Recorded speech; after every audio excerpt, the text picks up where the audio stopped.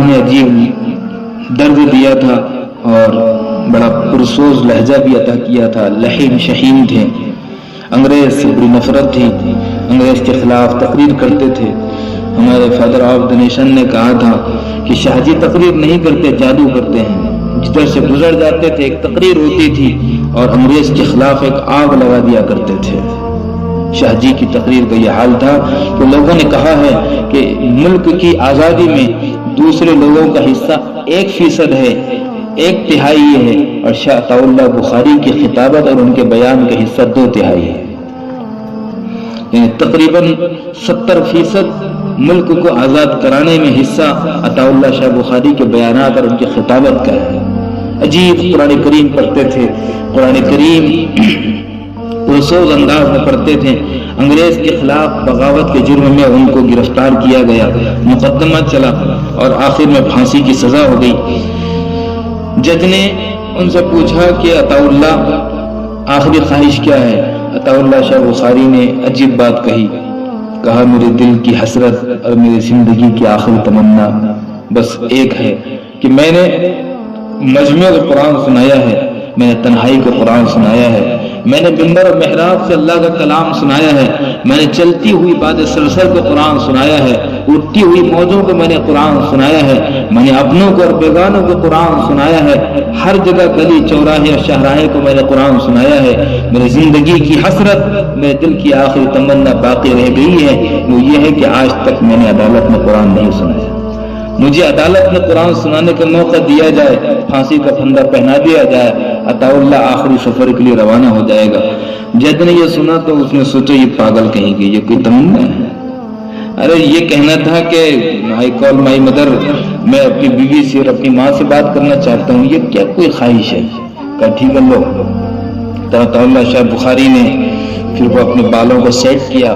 انگریز سے اتنی نفرت تھی کہ انہوں نے یہ کہا تھا کہ جو چیونٹی انگریز کو کاٹے گی عطا اللہ اس کو شکر کے دانے کھلائے گا, اور جو کتا انگریز کو بھوکے گا عطا اللہ اس کو گھی کے پراٹھے ڈالے گا. اتنی نفرت انگریز سے تھی. ہمیں کتنی محبت انگریز سے. ہمارا لباس بتاتا ہے, ہماری لڑکیاں اور ان کا پہراوا اور ان کی تہذیب, ان کی اسکول اور کالج کا انتخاب اور ان کی موبائلوں کا استعمال بتاتا ہے کہ انگریز سے کتنی نفرت ہے اور کتنی محبت ہے. انہوں نے اپنے بالوں کا سیٹ کیا. جب وہ جیل میں تھے تو ایک مرتبہ جیلر نے ان کے سر کی طرف ہاتھ بڑھا کر ایسا ٹوپی کو کھینچنا چاہا تھا, لینا چاہا تھا. تو عطا اللہ شاہ بخاری بڑے لحیم شہین تھے, انہوں نے وہیں اس کا ہاتھ پکڑ کر ایسا پیچھے لوٹ دیا تھا اور پھر ٹوپی اتار کر اس کو دے دیا تھا. پھر اس کے بعد کہا تھا کہ جس ٹوپی کو انگریز کا ہاتھ لگ جائے زندگی میں دوبارہ سر پر نہیں آ سکتی ہے. تو ٹوپی پہننا چھوڑ دیا تھا, بس پھر ایسا کپڑا ڈال لیا کرتے تھے اور تلاوت اور نماز ادا کیا کرتے تھے. عطا اللہ شاہ بخاری نے اپنے بالوں, گھنگریالے بال تھے, بڑے سے تھے, ان کی تصویر آپ نے دیکھ لینا, نیٹ پر دکھ جاتی ہے. ایسے بالوں کو سیٹ کیا, بال سیٹ ہو گئے تو انہوں نے چلنا شروع کیا. ایک زمانہ گزر گیا تھا کہ انہوں نے بیٹھ کر قرآن کریم اور بیٹھ کر تقریر کرنا بند کر دیا تھا. انہوں نے اپنے نوجوانوں کے لہو میں دشمنوں کے گھوڑے کے ٹاپوں کو ڈوبتے ہوئے دیکھا تھا. انہوں نے اپنی بہنوں کی عصمتوں کو تار تار ہوتے ہوئے دیکھا تھا, اپنی ماؤں کے دوپٹوں کو اترتے ہوئے دیکھا تھا, اور اپنے بزرگوں کے تاجوں کو اور ان کی ٹوپی اور ان کی اماموں کو دشمنوں کے پیروں تلے رونتے ہوئے دیکھا تھا. اس لیے وہ درد تھا جو ان کو بیٹھنے نہیں دیتا تھا.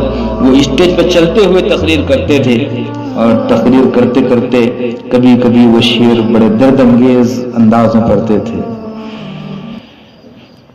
میرے پشت کی لکیریں تیرے ظلم کی لکیریں میرے پشت پر پڑی ہیں, تیرے ظلم کی لکیریں میرے پشت پر پڑی ہیں, ابھی اور کر جفائیں تیرے ظلم میں کمی ہے, ابھی اور کر جفائیں, ابھی اور ستم آنے دو, 14 کے ناروں کی طرح اور ظلم آنے دو. ابھی تک یہ امت اللہ کی طرف متوجہ نہیں ہوئی, ابھی اور اسے ٹھوکر کی ضرورت ہے, ابھی اور اسے جھٹکوں کی ضرورت ہے.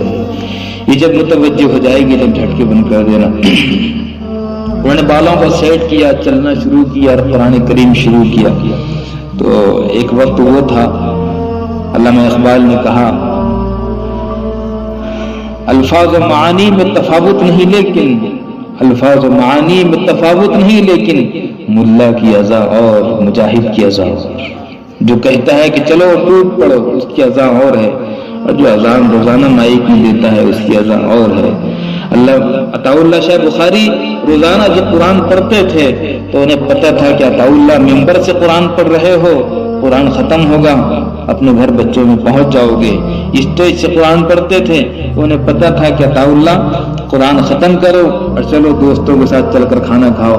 ان کو آج پتہ تھا کہ عطا اللہ تیرا پڑھنا، آج کا پڑھنا عجیب پڑھنا ہے کہ آج تیرا قرآن ختم ہوگا اور گلے میں پھانسی کا پھندا پہنا دیا جائے گا. اس لیے عطا اللہ پڑھ رہے تھے اور ٹوٹ کر پڑھ رہے تھے، جوش میں پڑھ رہے تھے، اور قرآن کا معجزہ ظاہر ہونے لگا تھا. جب انہوں نے جھٹکے دیا، بالوں کو سیٹ کیا، ٹہلنا شروع کیا اور قرآن کریم پڑھنا شروع کیا، تھوڑی دیر ابھی پڑھے تھے کہ جج کی آنکھ سے آنسو بہنے لگے، وکیل آنسو بہانے لگے. اور جب وہ ٹہلتے ہوئے قرآن میں مگن تھے تو پھر انگریز نے، جج نے قلم اٹھایا، اس کو توڑا، کاغذ اٹھایا، اس کو پھاڑا. اب وہ تو پڑھنے میں مگن تھے، ٹیبل پر ہاتھ مارا اور روکا.